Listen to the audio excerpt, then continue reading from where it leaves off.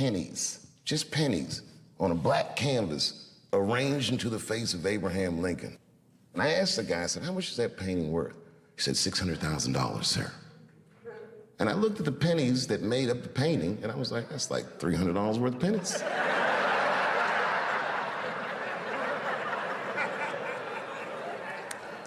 A light bulb went in my head.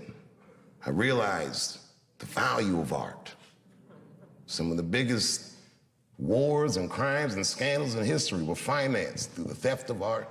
Art is a powerful commodity. And artists, if you're good at it, should never behave as a commodity. That's a tough one.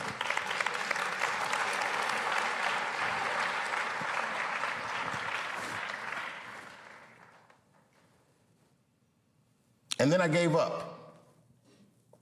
I said, this is probably it. I accepted the fact that the career I thought I was gonna have was over, but I started to rediscover just my art for its own sake.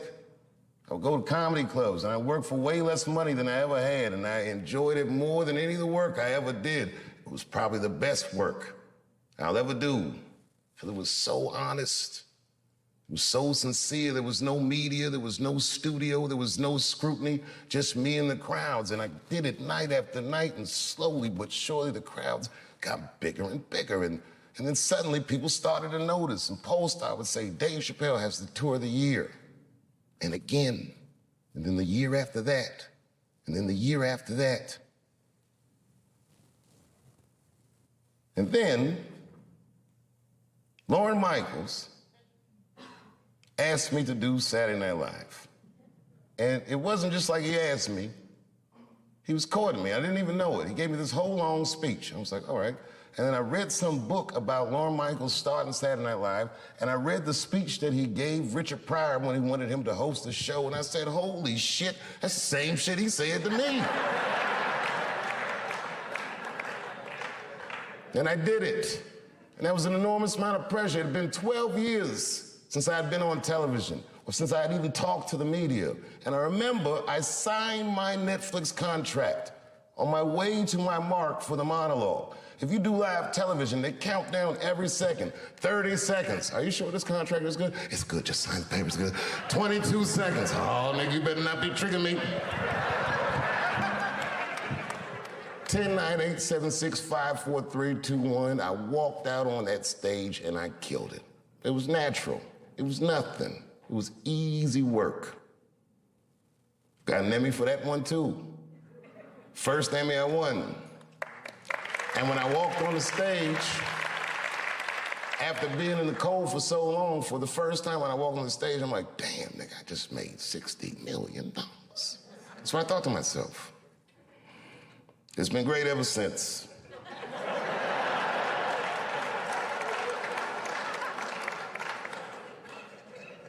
And really, I could do these specials like Steph Curry. I'll be shooting from inside, outside, all night. It's been great ever since. A lot of my friends are athletes, and I never could understand what it would feel like to only have a limited amount of time to be great. You got 20 years to be the best, or 30 years to be the best. But when you do art, you could be great whenever the will decides that you're great. I feel very lucky for that. And I never forgot this school. I've always come back and checked in. One of my favorite honors was doing the commencement at Ellington. I can't even remember what year it is. I just remember they cheered for me when I came out. I wasn't a big star, but I was their star. And I felt like I was home.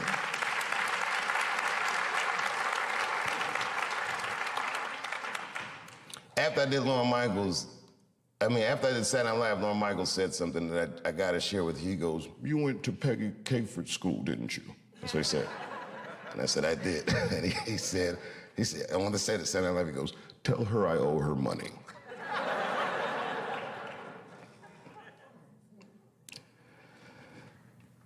You know, I never asked to have this theater named after me. Peggy asked me. She was ailing, and I went to her house to visit her. She said, I want you to put your name on the school. She said, it will help us raise money for the school. And to me, it was like, I felt like I'm a little young for that, and I'm still kind of using the name, you know what I mean? Let's see what I do with it first. You never know, you know. Like, imagine if OJ named his son OJ Jr. Oh, Dad.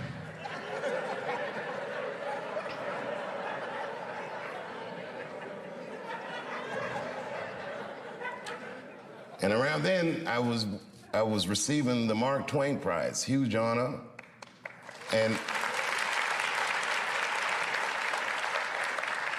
the next day, all the artists that came to honor me, the Bradley Coopers and Chris Tuckers and all these great people, came to Ellington, and they taught master classes for the students. And Peggy Cooper Capritz, as sick as she was, got out of her bed so she could be with her babies. She never left us. So I did it. Say, you know, whatever you want to do, however I can help, I'll do it. I got to tell you, if you quit a show like Chappelle's show, I don't know if you know what happens to you professionally, but I'll tell you what doesn't happen. They don't just say, well, good luck in your future endeavors. With that media, they beat me up. With their power, they tried to make me behave. It takes a strong person to stand out in the cold like that. And I swear to God, so much of the strength I got to do that, the inner warmth I got to do that, I learned in this school and from my friends who helped raise me.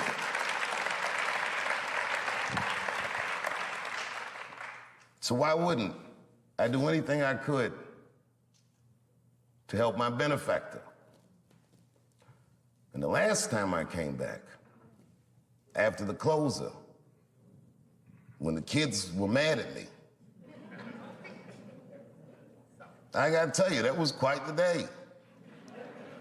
All the kids were screaming and yelling. I remember I said to the kids, I go, well, okay, Washington, it's a high school. I said, you mean I would get out of Eastern?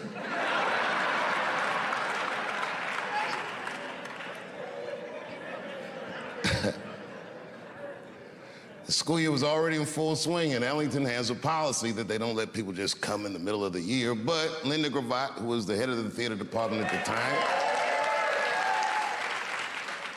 very graciously took a meeting with me and my mother, and I get emotional thinking about it. Anybody that went here,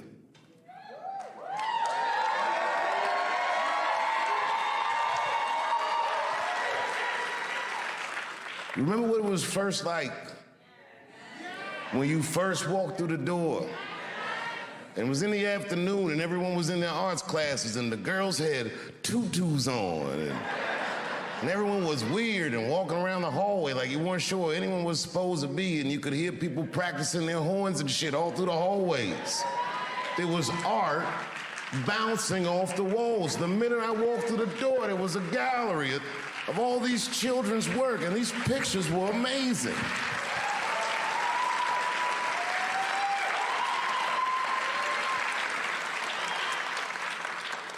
My first thought, when I walked through that door, I'm not good enough to be here, I'm sure. Miss Gravatt sat me down, she told me about the school, and you remember Miss Gravatt, she was very businesslike, but also very warm. She was intimidating, but palpably kind. She was a paradox of a human being. And she gave me a date for an audition.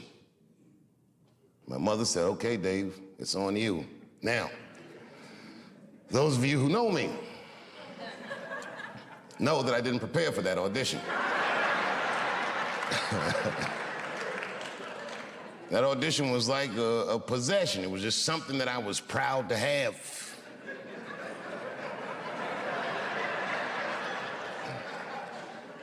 But as the days got closer, I'm like, oh my God, I gotta get something together. I didn't even know how to do an audition. I'd never done it before. So I went, I said, what do I need? They said a monologue. So I looked up monologue.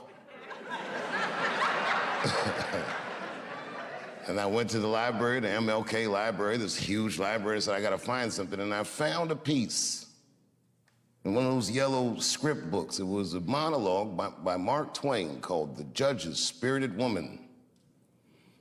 I learned it in a night. You know, it was not hard for me to memorize things. The next day, it was a Saturday, I think, and I came to the school, and they auditioned in what used to be this room, the original theater at Duke Ellington School of the Arts.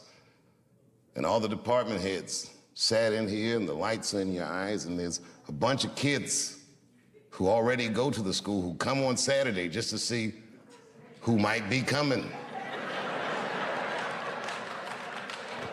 And I talked to all these kids before I went in, and these kids were nothing like the kids at Easton. They were like them, but they were different. They were weird and funny and self-deprecating and things like this. And I remember I came out on stage and I did my audition, and it was like terrible. I froze up in the beginning. I started, and then I said, wait a minute, I'm messing up. Let me start again. And I was nervous, and I was scared. And in the middle of the audition, I'm in the middle of the monologue, one of the teachers, Fred Leach, he said, Fred Leach, he goes, okay, that's enough. I said, well, there's still a little more. He goes, no, that is enough, he said.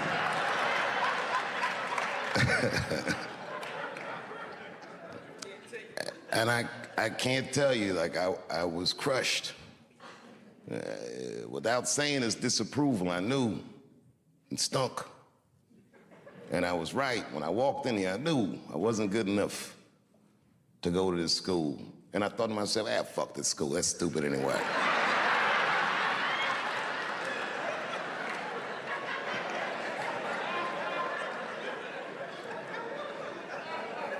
In first-year theater, there's a question that they ask students from time to time. And it's a make-or-break question. And when we ask this question, you don't know. And the question is this. They say, why do you want to act? Now, if you say anything like, I want to be a star, you're not going to get in. I didn't know that. And I figured I already blew the audition, so I told him the truth. He said, why do you want to act? I don't. That's what I said. And they said, well, then why are you here? I said, because I want to be a comedian, and some comedian told me that if I want to be a good comedian, I need to learn how to act.